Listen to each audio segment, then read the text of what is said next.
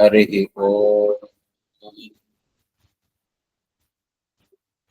ఓం నమో భగవతే వాసుదేవాయ.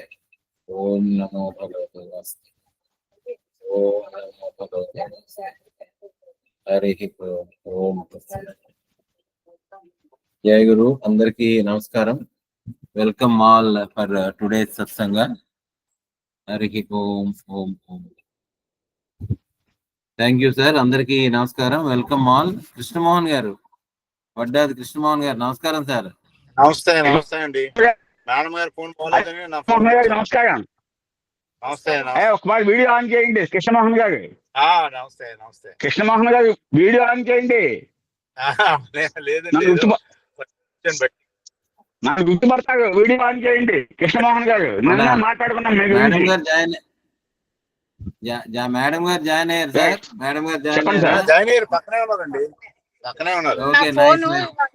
ఛార్జింగ్ అయిపోయింది, బయట ఉన్నాను. Okay okay. నమస్తే. థ్యాంక్ యూ అమ్మా. Thank you. ఇవాళ సార్ కూడా జాయిన్ అయ్యారు. మమ్మల్ని మీరు మోహన్ లో పడేసాగా.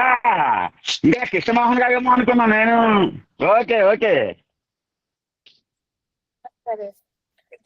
Right sir. రైట్. ఓకే. అదే సార్ ఫోన్ తో జాయిన్ అయినట్టున్నారు. రైట్. Thank you. అందరికి నమస్కారం. ఓకే. సో మనము భగవద్గీత 6వ అధ్యాయము ఆత్మ సంయమ యోగము చూస్తూ ఉన్నాము. సో ఇవాళ మరో 1 or 2 శ్లోకాలు చూసే ప్రయత్నం చేద్దాం. 6వ అధ్యాయము. ఓకే. ఓం శ్రీ పరమాత్మనే నమః. అథ షష్ఠోऽధ్యాయః ఆత్మ సంయమ యోగః. శ్రీ భగవానువాచ. Today we'll start with this 26th verse. 26వ శ్లోకం చూద్దాము. యతో యతో నిశ్చరతి మనశ్చంచలమస్థిరం తతస్తతో నియమ్యైతత్ ఆత్మన్యేవ వశం నయేత్. సో ఇంకా కృష్ణ పరమాత్మ శ్రీకృష్ణుడు ఈ ఆత్మయోగము లేదా ఆత్మనిష్ట ఈ విషయం గురించి మనకి చెప్తున్నారు. సో మనని ఈ ఆత్మయోగము లేదా తన నిజస్థితి యందు నిలబడకుండా మనని డిస్టర్బ్ చేసేటువంటిది లేదా మనని ఆ స్థితి నుంచి విచలితము చేసేటువంటిది ఏమిటి అనేటువంటి విషయాన్ని మనం చూస్తూ ఉన్నాం. దానికి మనస్సే కారణము అనేటువంటి విషయాన్ని కూడా మనం చూసాం. ఇది మన యోగ లక్ష్యము ఏమిటి అని అంటే చిత్త ఏకాగ్రత. ఎప్పుడైతే ఈ చిత్త యథా వినియతం చిత్తం అని కూడా అంతకు ముందు శ్లోకాల్లో చెప్పారు. ఎప్పుడైతే నిగ్రహించబడినటువంటి చిత్తము, the mind stuff totally, when it becomes totally peaceful or calm, అప్పుడు ఏమవుతుంది అని అంటే ఈ మనస్సు వెళ్ళి ఆ పరమాత్మ యందు లేదా ఆత్మ యందు విలీనమైపోతుంది. అప్పుడు మన నిజమైనటువంటి స్థితి ఏమిటి అనేటువంటి మనకి అనుభవంలోకి వస్తుంది. ఈ విషయాన్ని మనం చూస్తున్నాం. సో ఇంకా దాని గురించి చెప్తున్నారు. ఈ మనస్సుని ఏ రకంగా నిగ్రహించాలి అనేటువంటిది అంతకు ముందు శ్లోకంలో కృష్ణ పరమాత్మ చెప్పున్నారు. ఎలా చెప్పారు అంటే శనైర్ ఉపరమై బుద్ధ్యా ధృతి గృహీతయ ఆత్మ సంస్థం మనకృత్వ నాకించిదపి చింతయే. నెమ్మదిగా మెల్లిమెల్లిగా ఈ ఆత్మయోగాన్ని సాధన చేస్తూ చేస్తూ ఈ మనస్సుని తీసుకెళ్లి ఆత్మయందు విలీనం చేయవలను అనేటువంటి విషయాన్ని చెప్తూ దీన్ని ఇంకొంచెం ముందుకు తీసుకెళ్తూ ఈ శ్లోకంలో ఏం చెప్తున్నారు అని అంటే యతః నిశ్చరతి మనః చంచలం అస్థిరం. చాలా చిన్న చిన్న పదాలే ఇవి, చాలా సింపుల్ గానే ఉంటాయి. But it has got a very deep significance. చాలా చాలా డీప్ గా ఉంటుంది దానికన్నా మనం చింతన చేస్తే. ఎంత అలవి పదాలతో చెప్తున్నారో చూడండి. ఏం చెప్తున్నారు ఇక్కడ? యతః అంటే ఏ శబ్దాది విషయముల కారణముగా, ఏ విషయముల నిమిత్తముగా, యతో ఎప్పుడెప్పుడైతే, నిశ్చరతి మనః చంచలం అస్థిరం అంటే ఏ కారణముల వలన, ఏ విషయముల వలన ఈ మనస్సు ఎప్పుడైతే అస్థిరం చంచలం, 2 పదాలు వాడారు. అంటే మనస్సు తాలూకా స్వభావమే చలించడం. మనస్సు కదలడమే దాని పని. మనం అనుకున్నాము మనస్సు అంటేనే కదిలేటువంటిది ఉంటుంది. ఎప్పుడెప్పుడైతే ఏ ఏ విషయముల కారణముగా మనస్సు కదులుతూ ఉంటుందో, స్థిరముగా లేనటువంటి స్థితిలో ఉంటుందో, చంచలం అస్థిరం రెండు. అంతే తర్వాత కూడా అర్జునుడు అదే వాడతాడు అనమాట. చంచలం మన కృష్ణ ప్రమాది బలవద్రుడు ఇలా మాట్లాడతాడు. అంటే నా మనస్సు చాలా చంచలంగా ఉందని కృష్ణుడు చెప్పిన దాన్నే మళ్ళీ రిపీట్ చేస్తాడు. అంటే ఇది చాలా సహజమైనటువంటిది. మనస్సు అనేటువంటిది కదలడం అనేటువంటిది యూనివర్సల్ ప్రాబ్లం. ఈ మనస్సు, ఈ చంచలమైనటువంటి మనస్సును స్థిరం చేయడమే యోగం. ఈ స్థిరమైనటువంటి యోగముతో ఎప్పుడైతే ఈ మనస్సు దాని సోర్స్ లో విలీనం అయిపోయిందో దాన్ని ఇట్ ఈస్ ముక్తి ఆర్ ద రియలైజేషన్. సో అదే భగవత్ సాక్షాత్కారం అన్నాం. ఇప్పుడు మనకి ఈశ్వరుణ్ణి తెలుసుకోవడం, భగవంతుని తెలుసుకోవడం, భగవంతుని పొందడము అంటే పొందడం అంటే ఉండడమే పొందడం. అంటే ఏ స్థితి ఎందైతే అయితే ఈశ్వర సాక్షాత్కారము దాన్ని మనం అంటూ ఉంటాము. ఈశ్వర భక్తి, ఆత్మ జ్ఞానము అనేటువంటి పదాలతో వాడుతూ ఉంటాం, మనం వింటూ ఉంటాం. అంటే నీ ఈశ్వర జ్ఞానము అనము జనరల్ గా. ఈశ్వరుని యందు భక్తి లేదా ఆత్మజ్ఞానం. ఆత్మజ్ఞానము అని అంటే తన్ను తాను తెలుసుకునేటువంటి స్థితి. లేదా ఈశ్వరుని యందు భక్తి అని అంటే ఎప్పుడైతే నేను అంటే ఈ నేను ఆత్మగా ఉండేటువంటి తానుగా ఉండేటువంటి నేను ఎప్పుడైతే అది తెలుసుకుందో, అది ఎప్పుడైతే దాని తాలూకా సహజమైనటువంటి స్థితి తెలుసుకుందో అది ఈశ్వర భక్తి యందు నిమగ్నం అయిపోతుంది. అది అవ్వాలి అని అంటే మనస్సు అనేటువంటిది స్థిరం అవ్వాలి. అందుకనే ఇక్కడ ఏం చెప్తున్నారంటే ఎప్పుడెప్పుడైతే ఈ మనస్సు నిశ్చరతి చరిస్తూ ఉంటుందో, చలనముగా ఉండేటువంటిది కదులుతూ ఉంటుందో, నిశ్చరతి సంచరిస్తూ ఉంటుందో, ఆ సంచరించడం అనేటువంటిది నిశ్చరతి ఆగిపోవాలి. సంచరించేటువంటి మనస్సు నిశ్చరతి చలించకుండా ఉండిపోతుందో, ఎందుకంటే మనస్సు స్వభావం ఏమనుకున్నాము, మనస్సు చంచలం అస్థిరం. ఆ చంచలంగా ఉండేటువంటి మనస్సు, కదిలేటువంటి మనస్సు నిశ్చరం అయిపోవాలి. నిశ్చరతి యతో యతో నిశ్చరతి మనశ్చంచలం అస్థిరం. చంచలమైనటువంటి మనస్సు కదలకుండా నిశ్చలమైపోతుందో తతస్తతో నియమ్యైత తతః తతః ఆయా విషయముల నుండి లేదా ఆయా సమయముల నుండి ఆయా సందర్భముల నుండి నియమ్యైత దానిని నియమించి ఆత్మన్యేవ వశం నయేత్. ఆ ఆత్మని ఏవ ఆత్మయందే తనయందే తానయందే ఉండేటట్టుగా ఉంటే వశం నయేత్ దానిని వశము పరచవలను, స్థిరపరచవలను. ఈ శ్లోకం ఎంత సింపుల్ గా ఉందో చూద్దాం. ఏం చెప్తున్నారు ఇక్కడ?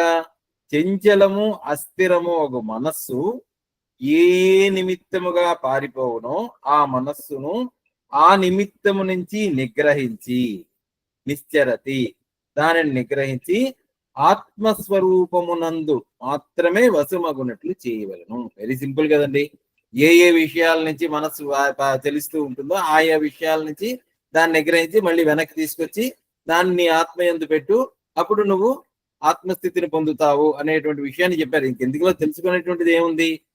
కానీ దీనిని మనము కొంచెం జాగ్రత్తగా పరిశీలించేయాలి. ఈ మనస్సు అనేటువంటిది దానికి మనకు తెలుసు, మనస్సు కదులుతున్నది, చంచలం అవుతున్నది అనేటువంటిది. కానీ అసలు మనస్సు చలనం అనేటువంటిది రెండు విషయాలుగా ఉంటుంది. మనస్సుని గమనిస్తే, ఒకటి పదార్థముల వల్ల పోతూ ఉంటుంది, ఏదో ఒక కారణాల వల్ల పోతూ ఉంటుంది. మనస్సు విషయాల మీద పోతూ ఉంటుంది. అంటే ఈ మనస్సు అనేటువంటిది మనకు ఉండేటువంటి పంచ జ్ఞానేంద్రియములు, కర్మేంద్రియముల నిమిత్తముగా వెనకాతల నుండి తెలుసుకుంటూ ఉంటుంది. అంటే కన్ను చూసేది, కన్ను అనేటువంటిది ఒక పరికరమే, కానీ చూడడానికి లోపల ఉండవలసినటువంటిది మనస్సు. మనస్సు లేకుండా మనం చూసినా అది రిజిస్టర్ అవ్వదు. అలాగే వినేటువంటిది కూడా మనస్సు నిమిత్తం లేకుండా విన్నా కూడా మనస్సులో అది రిజిస్టర్ అవ్వదు. అలాగే శబ్దస్పర్శ రూప రసగంధాదులు అంటే 5 జ్ఞానేంద్రియములు కూడా వాటి వెనకాతల అత్యంత సూక్ష్మంగా ఉండేటువంటి మనస్సు లేకపోతే అది రిజిస్టర్ అవ్వదు. ఉదాహరణకి నిద్రే, గాఢమైనటువంటి నిద్రలో ఇంద్రియములన్నీ ఉన్నాయి, ఇంద్రియములన్నీ విలీనం అయిపోతూ ఉంటాయి. కానీ మనస్సు అనేటువంటిది విలీనం అయిపోయింది కాబట్టి ఆ మనస్సు లోపలికి ఇంద్రియాలు కూడా విత్డ్రా అయిపోయాయి. అందువల్ల అవి రిజిస్టర్ అవ్వవు. ఇంద్రియాలు ఉన్నప్పటికీ కూడా మనస్సు లేకపోవడం వల్ల ఉండదు. అలాగే మనం ఏకాగ్రముగా ఏదైనా ఉంటే, ఒక పనిలో ఒక విషయంలో బాగా నిమగ్నం అయిపోయి ఉంటే పక్క వాళ్ళు పిలిచినా మనకు వినపడదు. మన మనస్సు అనేటువంటిది బాగా కేంద్రీకృతం అయిపోతే మనసు వాళ్ళు డిస్టర్బ్ చేసినా మనం డిస్టర్బ్ అవ్వం. అంటే ఏంటి, మనస్సు అనేటువంటిది ఏకాగ్రమైనప్పుడు ఈ బాహ్య ఇంద్రియములన్నీ కూడా డ్రాప్ అయిపోతాయి. అందువల్ల ఇక్కడ మనస్సు అనేటువంటిది మనము ఎప్పుడైతే యతో నిశ్చరతి ఏ విషయాలుగా వెళ్ళిపోతున్నది అనేటువంటి మనకు అర్థం అవుతుందో, ఆయా పదార్థముల మీదకి పోతూ ఉంటుందో, లేకపోతే ఏ కారణముల వలన మనస్సు తెలుస్తుందో, రెండు ఉన్నాయి ఇక్కడ. అంటే మనస్సు చలనానికి కారణం ఏమిటి అని అంటే, ఒకటి ఏ విషయముల మీదకి పోతుందో, మ్యాటర్ విషయముల మీదకి పోతుందో, రెండు ఏ కారణములు ఏ నిమిత్తముగా మనస్సు పోతూ ఉంటుందో వాటిని పసిగట్టడం అని అంటే, if you are very watchful గా ఉండి దాన్ని కానీ మనము నియమిస్తే ఆ మనస్సు అనేటువంటిది ఆ విషయాల మీదకి వెళ్ళడం అనేటువంటిది ఆగిపోతుంది. అయితే ఇది ఎలాగండి? ఇప్పుడు మామూలుగా మనం ఏమనుకుంటామంటే, మనస్సు ఏదైనా ఒక విషయమును పొందితే, ఇప్పుడు సపోజ్ ఫర్ ఎగ్జాంపుల్ ఇక్కడే ఉన్నాము, మనం ఇప్పుడు భగవద్గీత చెప్పుకుంటున్నాము, సడన్ గా మనకి సముద్రం జ్ఞాపకం వచ్చింది. ఎక్కడున్నాం మనం? విశాఖపట్నంలో ఉన్నాము. విశాఖపట్నంలో ఉండేటువంటిది ఏంటి? సముద్రంలో అత్యద్భుతమైనటువంటిది. అందులో ఇవాళ పౌర్ణమి, మొన్న ఎప్పుడో పౌర్ణమి అయిపోయింది, సో ఇప్పుడు చాలా అద్భుతంగా ఉంది అనేటువంటిది మనస్సు అక్కడికి పోయిందని అనుకుంటాం. మనస్సు ఇన్ఫాక్ట్ అక్కడికి వెళ్ళిందా? మనస్సు అనేటువంటిది వెళ్ళిందా? అది సింబాలిక్ గా చెప్తాం. లేకపోతే మన పిల్లలు ఉంటారు, ఎక్కడ అమెరికాలో ఉన్నారు, ఇప్పుడు మనకు ఒక అమెరికా అనే ఆలోచన రాగానే, మన పిల్లలు అని రాగానే మనసు అమెరికా వెళ్ళిపోయింది అంటాం, లేకపోతే ఇంకొక విషయం మీదకి వెళ్ళిపోయింది అంటాం, లేకపోతే ఇప్పుడు ఏదో మంచి స్వీట్, లేకపోతే ఇవాళ అలాగ వస్తూ ఉంటే ఏదో మసాలా బజ్జీ వాసన, ఒక వాసన కనిపించింది, మనసు దాని మీదకి వెళ్ళిపోయింది అంట. మనస్సు అంటే మనస్సు ఏమవుతుంది? యతో నిశ్చరతి. పరమాత్మ చెప్తున్నారు, ఎప్పుడెప్పుడైతే మనస్సు చంచలమైపోయి అస్థిరంగా ఉందో అప్పుడప్పుడు దానిని పసిగట్టి వెనక్కి తీసుకురమ్మంటున్నారు. ఇప్పుడు మన పరిశీలన చేస్తున్నాం, మనస్సు ఏ విషయాల మీద ఎలా వెళ్ళిపోతున్నది అనేటువంటి విషయాన్ని మనం చూస్తున్నాం. మనస్సు ఏ పదార్థముల నుంచి ఎక్కడెక్కడ ఎలా వెళ్ళిపోయింది అనేటువంటి దాన్ని తెలుసుకునే ప్రయత్నం చేస్తున్నాం. ఎందుకంటే మనస్సుని కంట్రోల్ చేయడం కాదు ఇక్కడ. మనస్సు చాలా లాలించి బుజ్జగించి మనస్సుని చాలా జాగ్రత్తగా పరిశీలించి మనం వెనక్కి తెచ్చుకోవాలి. దాన్ని బలవంతంగా నిగ్రహించడం అనేటువంటిది కాదు. సో దీనిని మనం తెలుసుకునేటువంటి ప్రయత్నం చేస్తాం. సో ఇప్పుడు ఏంటి అనుకుంటున్నాం మనము? మనస్సు అనేక విషయాల మీదకి వెళ్ళిపోయింది. ఉదాహరణకు అనుకున్నాం విశాఖపట్నము, సముద్రము, లేకపోతే అమెరికా, లేకపోతే అక్కడ ఉండేటువంటి ఏదో మంచి వాసన, ఏదో వస్తువుల మీదకి ఇలా వెళ్ళిపోతున్నారు. అంటే ఇక్కడ విషయం ఏంటి అని అంటే, మనస్సు అక్కడికి వెళ్ళిందని కాదు, మనస్సు ఎక్కడికి వెళ్ళలేదు. మనస్సులో ఆ విషయము వల్ల ఆ విషయము ఒక రూపాన్ని పొందింది. మనస్సు ఒక రూపాన్ని సంతరించుకుంది. మనస్సు సముద్రము అంటే, మనస్సు సముద్రము అనేటువంటి ముద్ర, ఒక ఒక ఒక ఒక థాట్, ఒక మెమరీ ఆ మనస్సు మీద ముద్రితమైంది. అందువల్ల ఏమైంది? మనస్సు ఆ సముద్రము అనేటువంటి ఆకారాన్ని పొందింది. Is it not? That is what is happening in fact. అంటే మనస్సు అక్కడికి వెళ్ళడం కాదు. మనం అంటా మనస్సు అక్కడికి పోయిందండి, లేకపోతే మనస్సు అల్లక్కడికి పోయింది, మనసు పిల్లల మీదకి పోయింది, మనస్సు అల్లది పట్టుకుంది, ఇది కాదు. ఇన్ఫాక్ట్ దట్ ఈస్ అసత్యం. అది మనము కొంచెం జాగ్రత్తగా దాన్ని అర్థం చేసుకుంటే, మనస్సు ఆ రూపాన్ని సంతరించుకుంది, మనస్సు ఆ ఆకారాన్ని పొందింది. ఎందుకు పొందింది ఆకారము అని అంటే, అంతకు ముందు ఒక మెమరీ ఉంది మనస్సులో, ఒక అవగాహన ఉంది. చూడడమో, వినడమో, కనడమో, లేకపోతే ఎవరో చెప్పగా దాన్ని వర్ణించడమో, మనం చూడకపోయినా దానికి ఒక అవగాహన అనేటువంటిది లోపల మనస్సులో ఒక రూపాన్ని సంతరించుకుందనమాట. అది ఆ మనస్సు అనేటువంటిది ఆ ఆకారాన్ని పొందింది. అయితే ఈ మనస్సు ఆ ఆకారాన్ని పొందినప్పుడు దాని గురించి కానీ మనం చింతన చేస్తే, దాని గురించి మనం ఆలోచిస్తే, దాని అసోసియేటెడ్ థాట్స్ తో మనస్సు ఇంకా జటిలమైపోతుంది. అబ్బా, సముద్రం అయింది, మనస్సు సముద్రము ఆకారాన్ని పొందింది. ఇంకా కెరటాలు, సునామీ, ఎర్త్క్వేక్, జపాను, ఎక్కడికో వెళ్ళిపోతుంది. అంటే మనము దానికి కాని చిన్న బలం ఇస్తే, ఆ మనస్సులో పొందినటువంటి రూపానికి కాని కొంచెము దానిని పరిశీలిస్తున్నప్పటికీ కూడా దానికి ఏమాత్రమైనటువంటి బలం ఇస్తే, ఇమీడియట్ గా అది ఇంకా అల్లేస్తుంది, కథలు అల్లేస్తుంది. ఇంక ఒకటి కాదు, రెండు కాదు, ఇంక అక్కడి నుంచి ఏం చేస్తుంది, అలాగ ఒక 10 నిమిషాలు ఇంక అసోసియేటెడ్ థాట్స్ ఇంకెళ్ళిపోతే, జపాను భూకంపం అప్పుడు వచ్చింది, మొన్న అగ్నిపర్వతం పేలడం, టెక్టానిక్ ప్లేట్స్, ఎర్త్క్వేక్లు, ఇంక అక్కడి నుంచి న్యూక్లియర్ వారు, ఎక్కడికి వెళ్తుందో ఏమి వెళ్తుందో మనస్సుకు అనేటువంటి తెలియదు. అందువల్ల మనకి ఇది హ్యాండిల్ చేయాలంటే యతో యతో నిశ్చరతి మన చంచలమస్త్రం తతస్తతో అప్పుడు అక్కడే ఆ నిమిషమునందే వెన్ వీఆర్ అలర్ట్, అంటే ఎప్పుడైతే మనము అలర్ట్ గా అలర్ట్, అందుకనే మనం ఏంటంటే ధ్యానంలో ఉండవలసింది ఏంటంటే alertness or mindfulness. No mind కాదు, మైండ్ఫుల్. దీన్నే మైండ్ఫుల్ మెడిటేషన్ అంటారు బుద్ధిస్ట్ ట్రెడిషన్ లో కూడా. అంటే వెన్ యు ఆర్ అలర్ట్ అంటే you are just being watchful of the mind. Mind ని వాచ్ చేస్తున్నాం మనం, మైండ్ కి ఒక దూరంగా ఉంటూ ఒక సాక్షిగా ఉంటూ. ఎందుకంటే పరమాత్మ ఏం చెప్తున్నారు, మనస్సు ఎప్పుడెప్పుడైతే కదిలిందో అప్పుడప్పుడు దాన్ని పట్టరా అంటున్నారు. కదలడము అనేటువంటిది మనకు తెలిసింది, కదులుతున్నది మనస్సు కదలడము అని అంటే మనస్సు ఎక్కడికో వెళ్ళడం కాదు, మనస్సులో ఆ ఆకారము పొందింది అనేటువంటి విషయం మనకు అర్థమైతే అది జ్ఞానం. ఈ జ్ఞానం ఎప్పుడైతే ఉందో దాన్ని చూస్తాం. దాన్ని ఎలా చూస్తాము అని అంటే ఒక నిర్లిప్త భావనతో, ఒక ఉపేక్షా భావనతో. అంటే like we don't get attached to that, we don't get attachment to that. దానికి బలాన్ని ఇవ్వద్దు. మనస్సులో ఉండేటువంటివే రాగము ద్వేషము రెండు ఉంటాయి, ఈ డ్యుయాలిటీస్ ఉంటాయి. రాగము అని అంటే ఒక అత్యంత ఇష్టమైనటువంటిది, దానికి అసోసియేటెడ్ భావన అన్నమాట. లేదా ద్వేషం, ఇప్పుడు సపోజ్ మనమే అనుకున్నాము, ఇప్పుడు పిల్లల గురించి ఒక ఆలోచన వచ్చింది, పిల్లలు ఆ భావన అనేటువంటిది వచ్చింది, సంతానం అనేటువంటి భావన వచ్చింది. భావన రాగానే ఒక రాగం మొదలైంది, అబ్బా మన పిల్లలే కదా, చాలా రోజులైంది వీళ్ళు ఫోన్ చేసి అనేటువంటి భావన వచ్చింది. లేదా దానికి సంబంధించినటువంటి నెగిటివ్ థాట్స్ కూడా కొన్ని వస్తాయి. అయ్యో మనం వాళ్ళ పట్ల ఇలా చేసామా అలా చేసామా, లేకపోతే వాళ్ళు మన పట్ల ఇలా ఉన్నారా అలా ఉన్నారా. అంటే సుఖము దుఃఖము రెండు అసోసియేట్ అయి వస్తాయి. సో మనస్సులో ఉండేటువంటి సంకల్ప వికల్పములకు ఈ రెండు కూడా జోడించబడతాయి. రాగము ద్వేషము అనేటువంటివి రెండు వస్తాయి. రెండిటినీ కూడా మనము ఇంకా ఆలోచిస్తూ ఉంటే ఇంకా అసోసియేట్ అయిపోయి మనస్సు అత్యంతమైనటువంటి సంతోషాన్ని కానీ అత్యంతమైనటువంటి దుఃఖాన్ని కూడా పొంది ఇమీడియట్ గా దట్ మెడిటేషన్ విల్ లూజ్ దాని మీద పెట్టినటువంటి ఎఫర్ట్ అంతా కూడా. దీనికి ఏం చేయాలి అని అంటే యతో నిశ్చరతి తతస్తతో నియమ్యత, అప్పుడు అక్కడే నియమించమన్నారు. ఎలా నియమించాలి, how to get dissociated with it.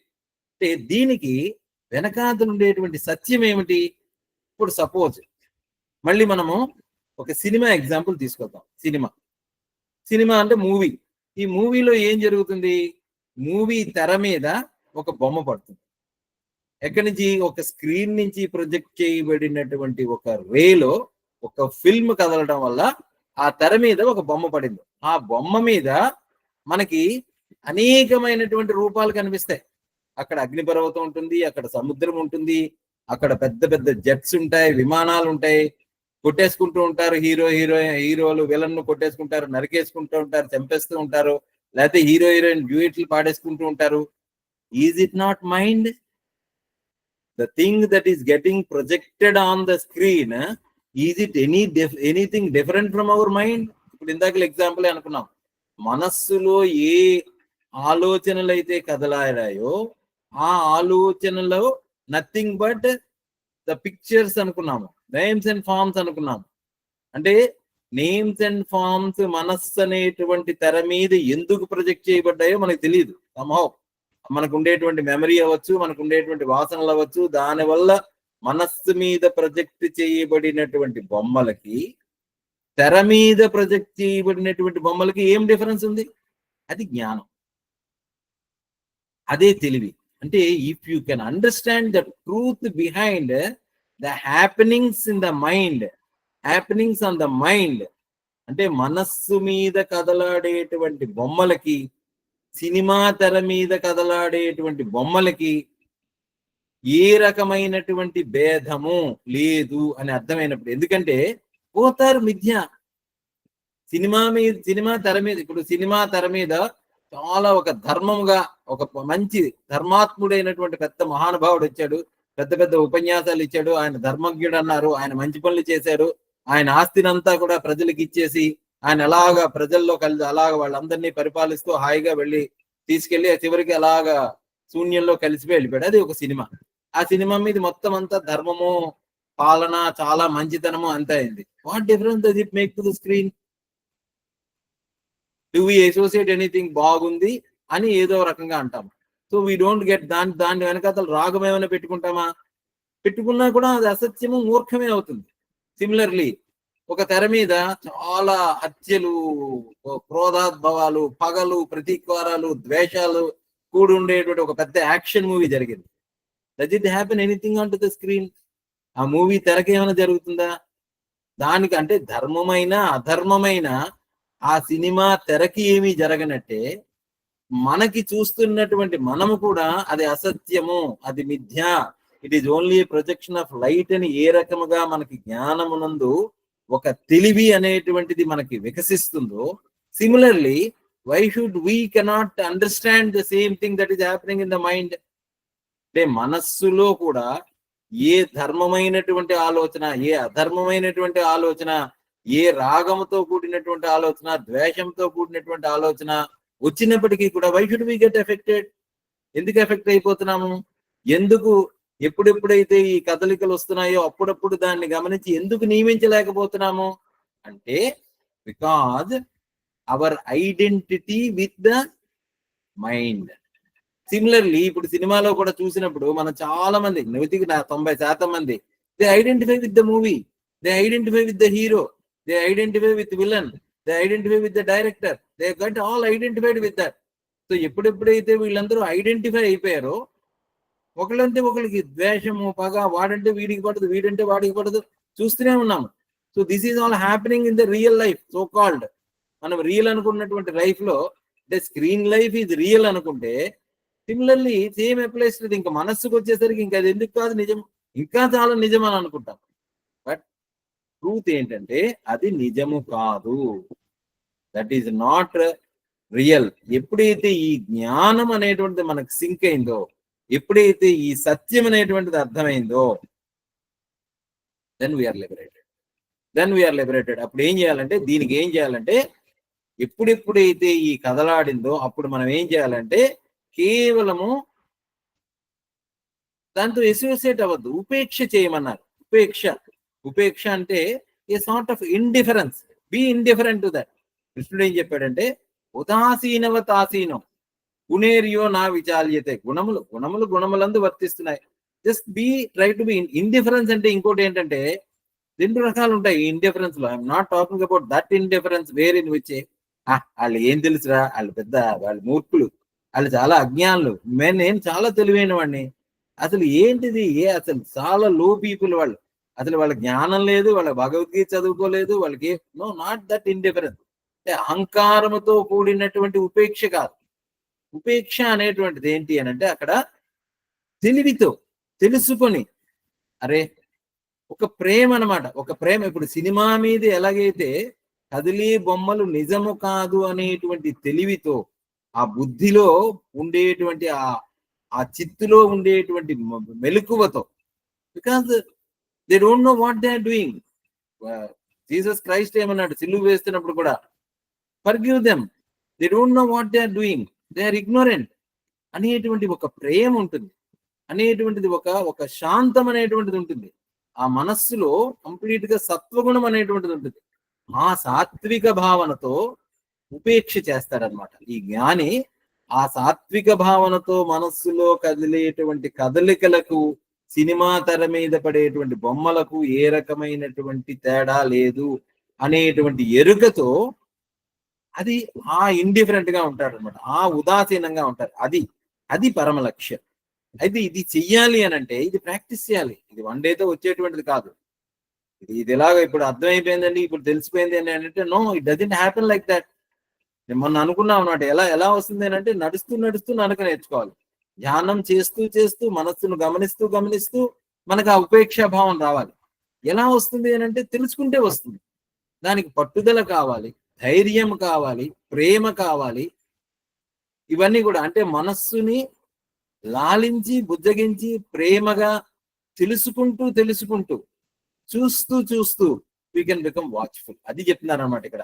So ఈ శ్లోకంలో అంత నిగూఢమైనటువంటి రహస్యం దాగి ఉందన్నమాట. దిస్ ఈజ్ కాల్డ్ దీనిని చాలా చాలా నెమ్మదిగా, చాలా తెలివిగా, చాలా సూక్ష్మంగా పట్టుకోవాలి. అంటే మనస్సు ఏమైంది, మనస్సుకు దాని ఏం మెడిటేషన్ అండి, అసలు కూర్చుంటేనే మనస్సు నిలబట్టడం లేదు.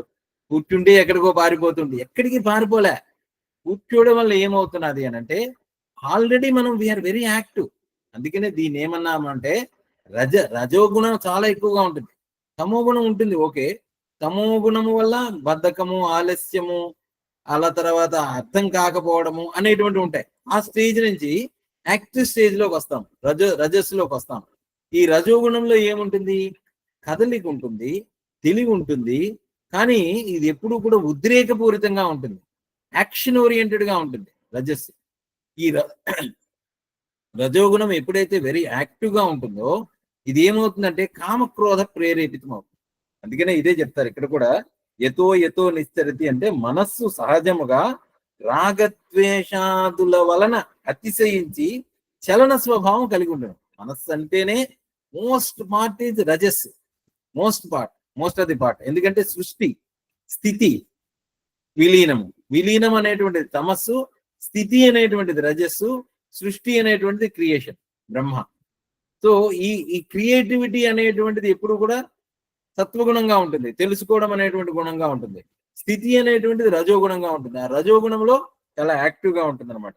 సో అందువలన ఎప్పుడైతే ఇది మనకు అర్థమైందో, ఆ రజోగుణం అనేటువంటిది ఎప్పుడు అర్థమైందో దాని నుంచి సత్వం వైపు మనం ప్రయాణం చేయాలి. అందుకనే అసుర అనేటువంటిది నేను ఒక వీడియో కూడా మన వాళ్ళకి ఒక ఆడియో కూడా షేర్ చేయడం జరిగింది. సో అసు అంటే రజస్సు. ఈ అసు నుంచి అసుర అనేటువంటి శబ్దం వచ్చిందట. అసుర, రావణాసుర, నరకాసుర.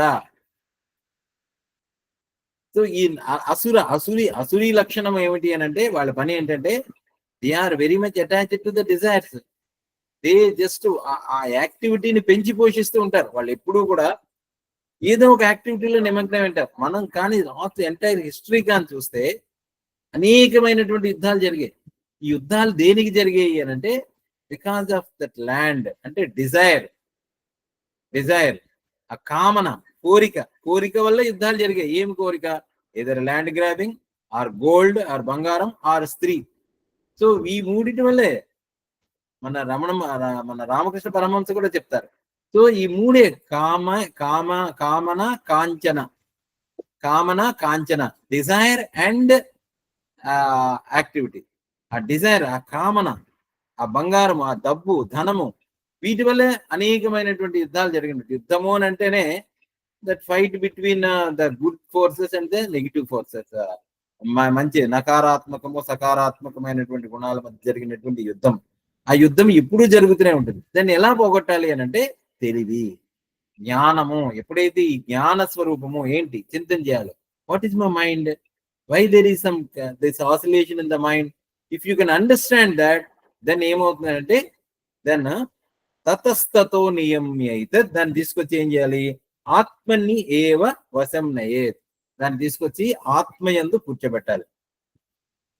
ఈ మనస్సుని ఆత్మయందే వశమగునట్లు చేయాలి. అంటే మనస్సు తన స్వరూపమునకు వశమగునట్లు చేయాలి. ఈ విధముగా ధ్యాన యోగము వల్ల ధ్యాన యోగం యొక్క అభ్యాసం యొక్క బలము వలన యోగి మనస్సు ఆత్మయందే అంటే శాంతము పొందును, ఆత్మయందే శాంతము పొందును. అంటే ఈ మనస్సు స్వరూపం ఏంటి? మళ్ళీ మనము అక్కడికి వస్తున్నాం. ఏం చెప్తున్నారు? తతస్తతో నియమ్యేతద్ ఆత్మన్యేవ వశం నయేత్. ఆత్మని ఏవా. ఈ ఆత్మ అంటే ఏంటి? ఈ ఆత్మ అనేటువంటిది ఏంటి అంటే ఆత్మ అంటే తాను, ఆత్మ అంటే నేను, అంటే ఆత్మ అంటే కేవలము తెలివి. సో ఈ ఆత్మయందు ఎలా చేయాలి అని అంటే అంతకు ముందు చెప్పినట్టుగా శని నెమ్మదిగా కొంచెంగా ప్రాక్టీస్ చేస్తూ ఆ ఆత్మ అనేటువంటిది లాస్ట్ టైం చాలా మనం చెప్పుకున్నాం దీని గురించి. So when that light projects from that source, ఈ లైట్ ఎప్పుడైతే అంటే ఈ తెలివి అనేటువంటిది, ఆత్మ అంటే తెలివి స్వరూపం, ఆత్మ అంటే తెలుసుకోవడం, ఆత్మ అంటే కేవలము దట్ కాన్షియస్నెస్. ఆ కాన్షియస్నెస్ ఎప్పుడైతే ఆ చైతన్యం ఎప్పుడైతే మేల్గాంచిందో, మెలకు ఉంది, మెలకు రాగానే మనస్సు వచ్చింది, మేలుకున్న వెంటనే మనస్సు వస్తుంది. పొద్దున లేవగానే మనకి మొట్టమొదటి వచ్చేటువంటి థాట్ ఏంటి? నేను ఉన్నాను. నేను దేనిగా ఉన్నాను?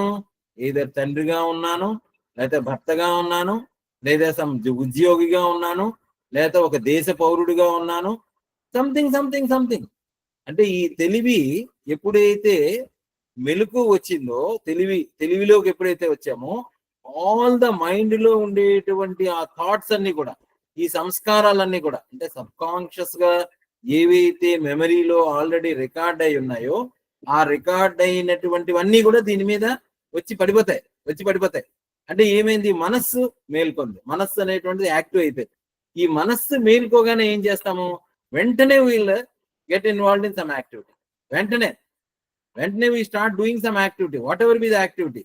Either it can be dharma, or it can be adharma, or it can be some upasana, or it can be some puja, or it can be some walking, some activity. ఎప్పుడు అంటే కర్మ యందు తగులుకుండా, కానీ ఈ కర్మ యందు తగులుకొనకుండా ఆ కర్మ నుంచి మనము బయటపడాలి అని అంటే దానికి కావాల్సింది ఏంటి అని అంటే కర్మని ఉపేక్ష చేయాలి.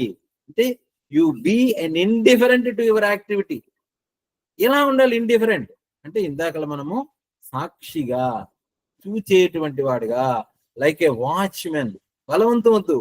బలవంతంగా ఎప్పుడైనా ఏదైనా మనం నియమించాము అని అంటే ఏమవుతుందంటే మనస్సు ఏదరు మొద్దుబారిపోతుంది, లేకపోతే మనస్సు చాలా బలం అయిపోతుంది, మొండితనం చేస్తుంది. చిన్నపిల్లవాడిని కొట్టి బలం పడిపోయినట్టుగా బలం అయిపోతుంది. That we should not do. దానికి జ్ఞానమే మార్గం. ఉదాహరణకి ఒక మొండి గుర్రం ఉంటుంది, గుర్ర బగ్గి కడతాడు. Like the body is like that chariot and all the horses 3-4 చూపిస్తారు. ఆ 4-5 ఆ గుర్రాలు, this is a symbolic which is there in the Upanishad. So గుర్ర బగ్గీకి కట్టినటువంటి గుర్రాలు, ఆ గుర్రాల్లో కొన్ని మొండి గుర్రాలు ఉంటాయి, అలాగే తిక్క గుర్రాలు ఉంటాయి. వాటిని ఏం చేస్తాయి అవి, ఆ గుర్ర బగ్గీకి కానీ ఆ గుర్రాలు కట్టి దాంట్లో కూర్చొని నేను వెళ్ళాలి అని అంటే, ముందుకు వెళ్ళాలంటే ఒక్కొక్క గుర్రం ఒక్కొక్క వైపు తీసుకెళ్తూ ఉంటుంది. ఒక గుర్రం రైట్ పక్కకి, ఒక పక్క ఎడం పక్కకి, ఒకటి తిన్నగాను లేకపోతే ఒకటి కదలదు అనేటువంటిది చేస్తూ ఉంటాయి. వాటన్నిటికీ కూడా ఏం చేయాలి, ఆ రథ సారథి చాలా ఇంపార్టెంట్. ఆయన ఆ కళ్యాణ్ని చేతితో పట్టుకొని వాటన్నిటిని సరి అయిన మార్గంలో నడిపిస్తూ, వాటికి లాలించి, వాటిని ప్రేమగా తడుతూ, అట్ ది సేమ్ టైం కొన్నిసార్లు కంచితో కొడుతూ, అది చాలా చాలా అద్భుతమైనటువంటి విద్య. గుర్రపు స్వారీ చేయడం అనేటువంటిది, ఒక గుర్రం అవ్వచ్చు, గుర్రపు బగ్గి కట్టినటువంటి 4-5 గుర్రాలు అవ్వచ్చు. అలాగే ఇప్పుడు మన దేహము అనేటువంటి గుర్రపు బగ్గికి ఎన్ని గుర్రాలు ఉన్నాయి, 10 గుర్రాలు ఉన్నాయి. కొన్ని 10 గుర్రాల్లో ముఖ్యమైనటువంటి 5 గుర్రాలు. ఏమిటి 5 గుర్రాలు? 5 ఇంద్రియాలు, 5 జ్ఞానేంద్రియాలు, కన్ను, ముక్కు, చెవి, చర్మం, నాలుక అనేటువంటిది 5. ఒక్కదాన్ని కంట్రోల్ చేయడమే కష్టం. ఈ 5 గుర్రాలను ఎలా కంట్రోల్ చేయాలి అంటే మనకి ఆ పగ్గాలు ఉండాలి. ఆ పగ్గమే మనస్సు. ఎందుకంటే 5 గుర్రాలని కంట్రోల్ చేసేది మనస్సు. ఈ మనస్సు ఎవరికి ఇవ్వాలి? ఈ మనస్సుని ఎక్కడ నియమించాలి? ఆత్మన్యేవ వశంనయే, దాని సోర్స్కి ఇవ్వాలి. అదే కృష్ణుడు. ఆ కృష్ణుడు అనేటువంటి రథసారథి కానీ మనం ఇస్తే, if we surrender to that, అందులో ఉండేటువంటి రథికుడు ఎవరు? అర్జునుడు. అందులో ఉండేటువంటి, అందుకనే ఎక్కడెక్కడైతే అర్జునుడు కృష్ణుడు ఉంటారో, రథసారథి చేసేటువంటి కృష్ణుడు, ఆ రథంలో ఉండేటువంటి అర్జునుడు ఎక్కడెక్కడైతే ఉంటారో అక్కడక్కడ శుభం జరుగుతుంది అనేటువంటి చెప్తారు. సో దాని అర్థం ఏంటంటే it's again symbolic. Don't think that ఒక పెద్ద బొమ్మ తీసుకొచ్చి మన ఇంట్లో పెట్టుకుంటే మంచిదే. It can, but symbolism behind that we should understand. కృష్ణుడు, అర్జునుడు రథంలో ఉండేటువంటి దాన్ని మనం ఇంట్లో పెట్టుకోవడం అంటే మన గృహంలో పెట్టుకోవాలి. అంటే మన శరీరములో మనం దాన్ని అర్థం చేసుకోవాలి. మనకు ఉండేటువంటి 5 ఇంద్రియాలని కూడా మనస్సు అనేటువంటి కళ్ళెంతో ఆ 5 ఇంద్రియాలు, 5 గుర్రాలని కూడా తాడు కట్టి దానిని కృష్ణుడికి అప్పచెప్తే అప్పుడు ఏమవుతుంది అంటే హీఈస్ ద వెరీ అడెప్ట్. చాలా అద్భుతమైనటువంటి రథసారథి. ఎందుకంటే అంత విశ్వమే ఆయన కంట్రోల్లో ఉంది, మాయ అంతా ఆయన కంట్రోల్లో ఉంది. ఎందుకంటే మాయాశక్తి ఆయన నుంచే వెలువడి మళ్ళీ ఆయన చెప్పు చేతల్లో ఉంటుంది. మమ మాయా దురత్యాయ అన్నాడు శ్రీకృష్ణుడు. సో ఎప్పుడైతే ఆ మాయని ఆయనకు అప్పచెప్పామో, అంటే సంసారం అనేటువంటి మాయను ఆయనకు అప్పచెప్పామో, అప్పుడు మనం దాన్ని ఈశ్వర ఆరాధన అంటాం అనమాట. దాన్నే మనం ఏమన్నాము అంటే ఆ ఈశ్వర భక్తి అన్నాం. ఆ ఈశ్వర భక్తి ఆత్మజ్ఞానము కంటే వేరు కాదు. అది మనం తెలుసుకోవాలి. ఈ ఆత్మజ్ఞానము, ఈ జీవుడు ఆ పరమాత్మ నుంచి వేరు కాదు.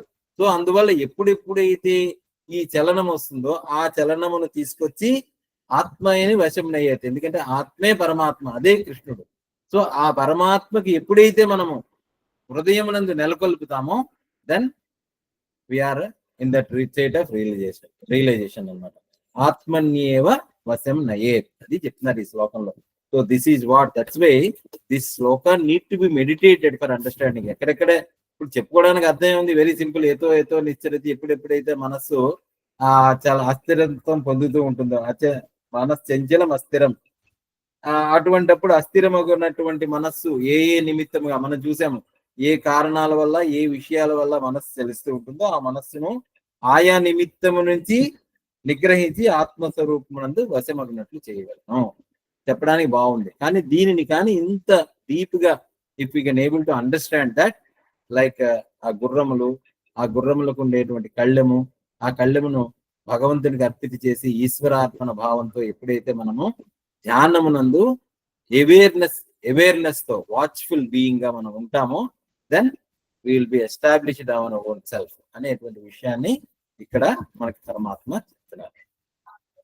ఓకే, దీనికే ఫర్దర్ ఎక్స్టెన్షన్ గా we'll take up the next verse also. ఇందులో ఇంకా కృష్ణ పరమాత్మ ఏం చెప్తున్నారు అంటే, ఈ సిమిలర్ కాన్సెప్ట్, దీన్నే ఇంకా ఏం చెప్తున్నారు, ప్రశాంత మనసం ఏనం యోగినం సుఖముత్తమం ఉపైతి శాంతరజసం బ్రహ్మభూతమకల్మషం. ఇంకా చాలా అద్భుతమైనటువంటి శ్లోకం ఇది కూడా.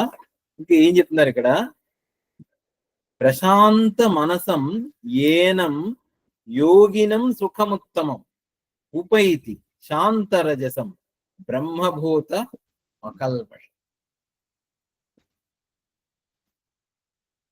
అంటే ఇక్కడ ప్రశాంతమైనటువంటి మనస్సు కలవాడు, ప్రశాంత మనసం ఏనం యోగినం, ఈ యోగి ఏనం అంటే ఇప్పుడు చెప్తున్నటువంటి యోగి ఎప్పుడెప్పుడైతే ఈ విత్డ్రా అయిపోయి మనస్సునంతా కూడా తన వశమునందు ఉంచుకొని ఆ మనస్సును వశములో ఉంచుకున్నటువంటి యోగి ఆత్మనిష్టలో ఆత్మతో ఏకీభావం చెంది ఉన్నాడో ఆ యోగి స్థితి ఎలా ఉంటుంది, ఎలా ఉంటాడు అని అంటే, ప్రశాంత మనసం ఏన ఈ యోగి ఎప్పుడైతే ఈ యోగి గురించి చెప్తున్నారో, యోగము అని అంటేనే కలయిక. సో ఈ యోగి ఎప్పుడైతే చాలా ప్రశాంతమైనటువంటి స్థితిలో ఎందున్నాడో, ఆ ధ్యానమునందు నిష్ఠయందు ఉన్నాడు, ఆత్మనిష్టతో ఉన్నాడు, ఆత్మయోగం అలవడింది, ఆత్మయోగాన్ని ప్రాక్టీస్ చేస్తున్నాడు, అటువంటి యోగి ప్రశాంత మనసం బాగా ప్రశాంతమైనటువంటి మనస్సు కలిగినటువంటి వాడు. యోగినం సుఖం ఉత్తమం, ఉత్తమమైనటువంటి సుఖాన్ని పొందుతాడు.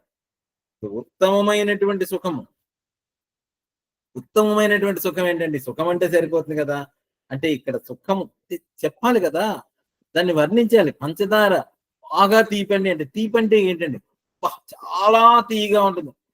తీపంటే ఏంటి, అబ్బా చెప్పలేమండి, మధురం అండి. అసలు మధురం అంటే మధురం.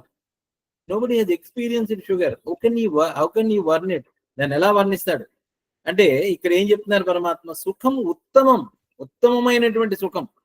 ఉత్తమమైనటువంటి సుఖం అంటే దుఃఖము లేని సుఖం. ఇంకా ఏం చెప్తాం, దుఃఖము లేని సుఖం. ఎంతో ఇంకా అర్థం కాలేదండి. ఉత్తమమైనటువంటి సుఖము అని అంటే అలవి కాని అంటే తరగని సుఖం. తరగని సుఖం అంటే అర్థం కాలేదండి ఇంకా. అంటే నిరవధిక సుఖం, 24/7 జాయ్. ఎలాగండి, హౌ ఇస్ ఇట్ పాసిబుల్ 24/7 సుఖం అంటే? మనకున్న సుఖం అనుభవం ఏంటి, మనకున్న సుఖం ఏంటి అనుభవం? ఇంద్రియము ఇంద్రియ విషయంతో సంయోగం చెందుతుంది. మనము కారు మీద కోరిక ఉంది, మనం కారుని షాప్కి వెళ్ళాము, కారుని టచ్ చేసి చూసాము, మిలమిలా మెరిసిపోతున్నది, లోపల ఫీచర్స్ చూసాము, అద్భుతంగా ఉందండి. 10.5 inches camera, Bluetooth, touch screen, ఇలా ముట్టుకుంటే అసలు కందిపోతుంది. లేకపోతే అన్ని వెంటిలేటెడ్ సీట్స్, అసలు ఏసీ అనేటువంటి ఫుల్ గా ఉంటుంది. ఒక్క 6 seconds లో 0 to 100 స్పీడ్, ఇవన్నీ ఫీచర్స్ చెప్తాడు. భలే ఉందండి ఈ కార్, అసలు ఎట్టి బస్సులో కొనాలి, మన బడ్జెట్ సపోర్ట్ చేసింది. మన బడ్జెట్ ఒక 20 లక్షలు 15 లక్షలు కారు, మన బడ్జెట్ సపోర్ట్ ఉంది, ఎందుకంటే బ్యాంక్ వాడు ఉన్నాడు. వెంటనే కారు కొనేసాం, కారు కొనేసి తీసుకొచ్చాం, పూజ చేయించి కారు కొనేసాం, కారు కొనేసి హ్యాపీగా జేబులో డబ్బులు ఉన్నాయి, పెట్రోల్ కొట్టించేసాం. పెట్రోల్ కొట్టించి అలాగ ఒక గంట తిరిగాం, అంతకంటే తిరగలేం కదా. అలాగ బీచ్ దగ్గరికి వెళ్ళాం, మురి మిక్స్ తినేసాం, వచ్చేసాం, మళ్ళీ తినేసి వచ్చి కూర్చున్నాం. సుఖం బాగా, వీఆర్ ఎంజాయింగ్ ద సుఖం. But how long that? ఎంతసేపు ఉంది ఆ సుఖం? ఎంతసేపు ఉంది? Maybe 1 hour, maybe 2 hours, maybe 1 week. మళ్ళీ రేపు తిరిగాం 1 week. 1 week తర్వాత సుఖం ఏమైపోయింది? అలా తగ్గిపోయింది, అలా తగ్గిపోయింది. బట్ ఇక్కడ చెప్తున్నటువంటి సుఖం ఉత్తమం అంటే దట్స్ నాట్ దట్. ఈ సుఖం ఉత్తమం అనేటువంటిది చాలాసార్లు అంతకు ముందు కూడా చెప్పారు పరమాత్మ. ఈ ఉత్తమమైనటువంటి సుఖం ఈజ్ నాట్ దట్. అందుకనే సుఖం ఉత్తమం, దుఃఖ సంయోగ వియోగం అన్నారు. ఆ యోగ సంజితం, యోగం అంటే ఏంటంటే, ఈ యోగం అంటే ఏంటంటే, ఈ ఆత్మయోగం అంటే ఏంటంటే, ఆత్మనిష్ట అంటే ఏంటంటే దుఃఖముతో సంయోగము వియోగము చెందడం. అలాగే సుఖం ఉత్తమం, ఉపైతి శాంతరజసం, ఆత్మారామం, తనతో తాను రమిస్తూ ఉంటాడు. ఎన్ని చాలా పదాలు చెప్పారు. But because it is not in our experience, we cannot comprehend that, which we cannot understand. It can only to when which is only to be experienced. How can we describe that state? But still, పరమాత్మ ఎంత కరుణామయుడు అంటే ఇంకా చెప్పడానికి ప్రయత్నం చేస్తున్నారు. So that he will motivate us. ఆ స్థితి ఏంటంటే నాన్న, ఇది కర్మతో సంబంధం లేనటువంటిది, ఇంద్రియములతో సంయోగం లేనటువంటిది, ఇంద్రియమ విషయములతో దానికి ఏ రకమైనటువంటి ఉపాధి అసలు అవసరమే లేనటువంటిది. తద్బుద్ధిగ్రాహ్యం అతీంద్రియం, అసలు బుద్ధికి సంబంధం లేనటువంటిది. బుద్ధి, మనస్సు, ఈ చిత్తము పట్టుకోలేనటువంటిది. ఎందుకంటే ఈ చిత్తము బుద్ధి అక్కడి నుంచి వచ్చి. ఇంకొకటి మనం ఏమనుకుంటామనంటే, సుఖము అనేటువంటిది బయట వస్తువుల్లో ఉందనుకుంటాం, బయట వస్తువుల్లో ఉందనుకుంటాం. అంటే ఒక స్వీట్ తింటే సుఖము, ఒక కారు కొంటే సుఖము, ఒక ఇల్లు కొంటే సుఖము, ఒక ప్రమోషన్ వస్తే సుఖము. అంటే బయట వస్తువుల్లో లేదు ఈ సుఖము. ఈ సుఖం ఉత్తమం అనేటువంటిది ఏంటంటే లోపల ఉన్నటువంటిది. ఫర్ ఎగ్జాంపుల్, మనకి ట్యాప్ తిప్పితే నీళ్ళు వస్తాయి. ఈ నీళ్ళు ఎక్కడి నుంచి వచ్చాయి? ట్యాప్ నుంచి వచ్చాయా? No, there is some source. ఎక్కడో రిజర్వాయర్ లో ఉంది, రిజర్వాయర్ నుంచి పంప్ చేశారు, అక్కడికి వచ్చింది, అక్కడి నుంచి పంపు వల్ల మన ట్యాంక్ వచ్చింది, మన ట్యాంక్ నుంచి మన ట్యాప్ లోకి వచ్చింది నీరు. కానీ మనం ఏమనుకుంటాం, ఒక ట్యాప్ తిప్పితే నీరు వస్తున్నదంటే ఈ 24/7 వాటర్ సప్లై ఉంటుంది ప్రతి అపార్ట్మెంట్ లోని, ప్రతి ఇంట్లోని. ఆ పైన ఉండేటువంటి ట్యాప్ నుంచి, పైన ఉండేటువంటి ఓవర్ హెడ్ ట్యాంక్ నుంచి వాటర్ వచ్చింది అనుకుంటాం. But it is not correct. ఎక్కడి నుంచి వచ్చింది? భూమి కింద మనం బోర్ వేసాము. అంటే అనంతమైనటువంటి జలనిధి, ఆ జలనిధిని తోడి పైన నింపుకొని ఆ పైనుంచి కింద ట్యాప్కి వచ్చి ఆ ట్యాప్ తిప్పగానే నీరు వచ్చింది. దాన్ని మనం ఏమనుకుంటున్నామంటే ట్యాప్ నుంచి నీళ్లు వచ్చాయి కాబట్టి నీళ్లు ట్యాప్ లో ఉన్నాయి అనుకుంటాం. నో. అలాగే సుఖము బయట వస్తువు నుంచి వచ్చింది అనుకుంటున్నాం. నో. ఎలాగైతే అనంతమైనటువంటి జలరాశి ఉండేటువంటి చోట మనం ట్యాప్ చేసుకొని మనము నీరు ఈ ట్యాప్ నుంచి వచ్చిందని మనం అనుకుంటున్నామో, అలాగ అనంతమైనటువంటి ఆనందము, సుఖము మన హృదయంలో ఉంది. మనమే అయి ఉన్నాము, ఆ సుఖమే మనం అయి ఉన్నాము. కానీ అది ఎలా ట్యాప్ చేసుకోవడమో తెలియకుండా మనము బాహ్య విషయములతో తిరిగి అదే సుఖం అనుకొని, ఆ సుఖము పోగానే మళ్ళీ దుఃఖాన్ని అనుభవిస్తూ, మళ్ళీ ఈ దుఃఖం పోవాలని సుఖానికి, అంటే సుఖ దుఃఖములు అనేటువంటి ద్వంద్వములలో తిరుగుతున్నాం అని ఇక్కడ చెప్తున్నటువంటిది ఏంటంటే, ఎప్పుడైతే 3 కండిషన్స్ పెట్టారు ఇక్కడ, ఈ సుఖముత్తమం యోగినం ఏనం. ఈ యోగి సుఖమైనటువంటి ఉత్తమమైనటువంటి సుఖము అంటే ఇంద్రియ విషయములతో ఏ రకమైనటువంటి జంజాటం లేనటువంటి సుఖము, తనంత తానుగా తనతో పాటు తనే అది ఉంటూ ఉండేటువంటి సుఖం, ఆ సుఖం ఉత్తమం. ఎలా వస్తుంది అని అంటే, ఉత్తమం సుఖం ఎలా వస్తుంది అంటే 3 కండిషన్స్: ప్రశాంత మనసం, శాంతరజసం, అకల్మషం. 3 పదాలు వాడారు ఇక్కడ. ఇది itself it takes lot of time, but just will try to understand this. ఇక్కడ 3 కండిషన్స్ పెట్టారు. 3 conditions to get into that ultimate sukha, that joy of being, that joy of existence, joy of knowingness, joy of jnana. అది దాన్ని ఏం చెప్తాం? సుఖం ఉత్తమం, అత్యధికమైనటువంటి సుఖం. ఎవర్ న్యూ జాయ్ అన్నారు దాన్ని. Ever new Joy, ever fresh Joy, and which is ever existing, ever eternal. అంతటా ఉంటూ, అన్నిటా ఉంటూ, అంతా తానై ఉంటూ ఉండేటువంటి ఉత్తమమైనటువంటి సుఖం ఎలా వస్తుంది అంటే ఫస్ట్ ఏంటి? ఈజ్ యువర్ మైండ్ ప్రశాంతంగా ఉందా? ప్రశాంత మనస్సు ప్రశాంతత అంటే ఇందాక అనుకున్నాం, ఎప్పుడైతే ఈ మనస్సు వెళ్ళి ఆత్మతో అనుసంధానం అయిపోయిందో, తతస్తతో నియమ్య అయితత్ ఆత్మన్యేవ వశం నయత్, ఆత్మయందు విలీనం అయిపోయినటువంటిది. ఆత్మ అనేటువంటిది ఆనంద స్వరూపము అనుకున్నాం. ఆ ఆనంద స్వరూపమే పరబ్రహ్మతత్వం, అదే ఈశ్వరుడు. సో ఎప్పుడైతే ఈ ఆత్మతో విలీనం అయిపోయిందో మనం ఈశ్వరుడితో ఉన్నాం. ఈశ్వరుడు ఆనంద స్వరూపుడు.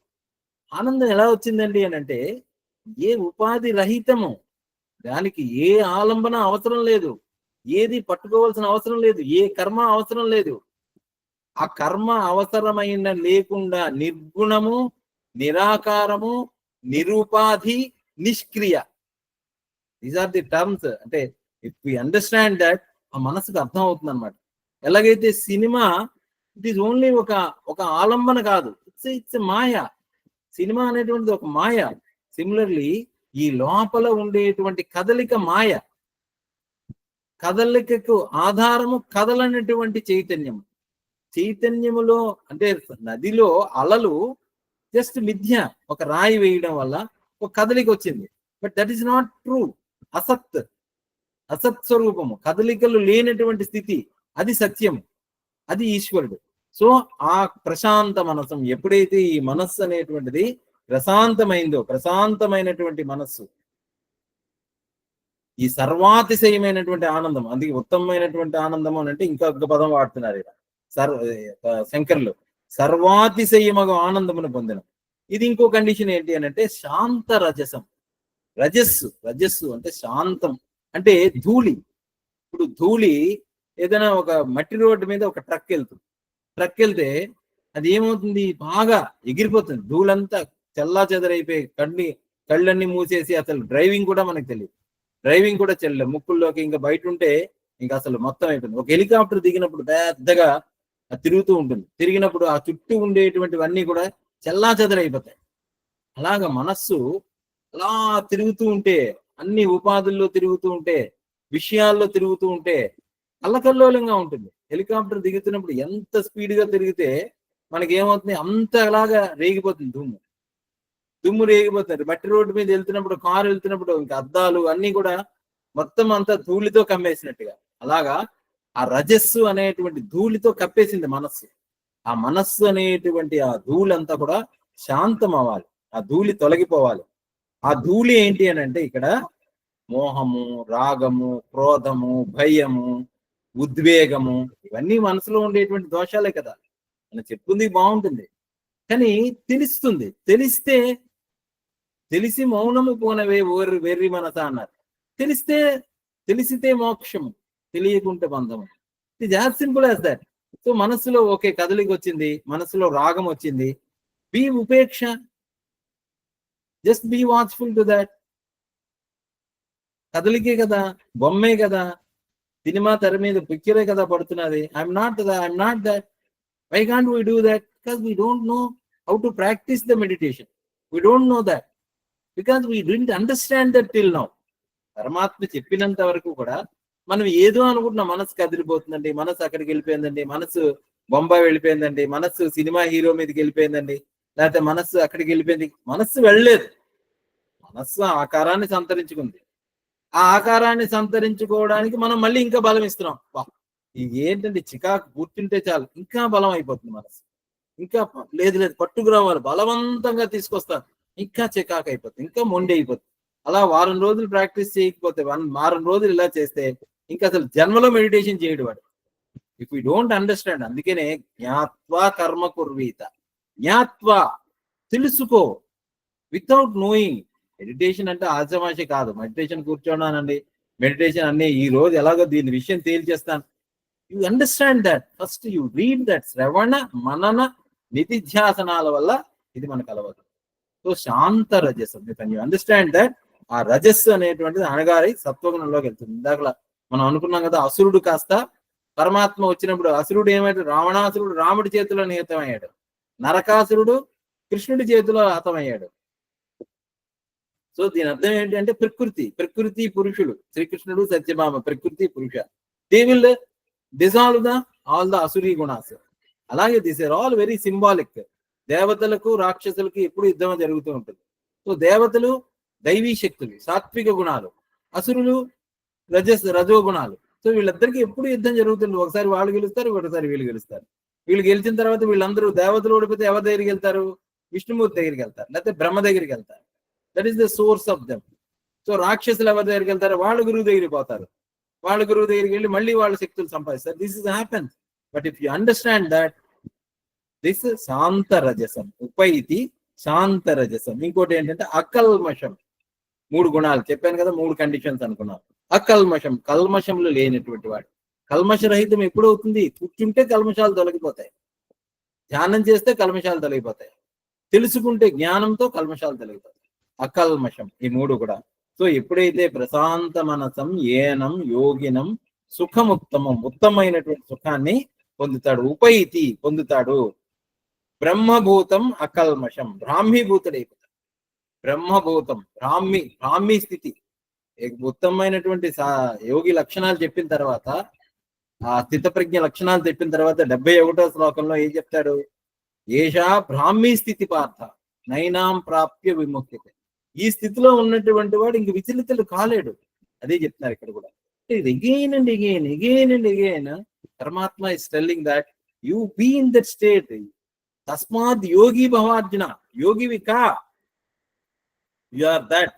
వై డు యు అన్నెసర్లీ అటు ఇటు తిరిగి ఎందుకు చికాకులు, చింతలు, దుఃఖాలు, భావాలు, అది చేస్తాను ఇది చేస్తాను అనేటువంటిది అటు ఇటు తిరుగుతా అలా తిరగచ్చు అనేటువంటి విషయాన్ని పరమాత్మ మళ్ళీ నొక్కి వక్కానిస్తున్నారు. సో ఈ శ్లోకంలో ఏం చెప్తున్నారంటే, చల్లారిన రజోగుణము కలిగి కల్మషములు లేనివాడై ప్రశాంతమైన మనస్సు గల ఈ యోగిని నిశ్చయముగా ఉత్తమమగు ఆనందమును పొందును. ఈ యోగి బ్రహ్మ అయినాడు అంటే మనం అనుకున్నాం. మొట్టమొదటి ఎక్కడ స్టార్ట్ చేసాం మనము? భగవంతునితో ఉండడం ఎలాగా, భగవంతుణ్ణి పొందడం ఎలాగా. బ్రాహ్మీ స్థితి అంటే ఏమిటి అని అంటే, భగవంతుని పొందడం అన్నా, భగవంతుడితో ఉండడం అన్నా, భగవంతుడితో మెర్జ్ అయిపోవడం అన్నా, మనతో మనం ఉండడము, మన ఆత్మ ఏంటి, నేనెవరు అని తెలుసుకోవడము. ఆ తెలిసినటువంటి స్థితి యందు నిశ్చలముగా నిలకడగా ఉన్నటువంటి వాడే ఉపైతి శాంతరజసం. ఉపైతి పొందుతాడు అంటే శాంతమైనటువంటి మనస్సును పొందుతాడు. ప్రశాంతమైనటువంటి మనస్సు పొందినటువంటి యోగి బ్రహ్మభూతం అకల్మషం, బ్రాహ్మీభూత స్థితి యందు నిలబడతాడు. ఏ కల్మష రహితుడైపోయి ఉంటాడు. సో ఈ స్థితి మనకి ఆ పరమాత్మ సర్వదా సతదా అతి త్వరగా ఇప్పుడే ఇక్కడే ఈ క్షణమునందే తక్షణమునందే మన అందరికీ కూడా సిద్ధింప చేయాలని చెప్పి ఆ ఈశ్వరుణ్ణి, పరమాత్మను, శ్రీకృష్ణ భగవాన్ని ప్రార్థిస్తూ will stop it here. Hari Om. Om తత్సత్. సర్వం శ్రీకృష్ణార్పణమస్తు. ఓం. Let us be silent for a minute and then close today's session. Hari Om. Om. Om. Jai.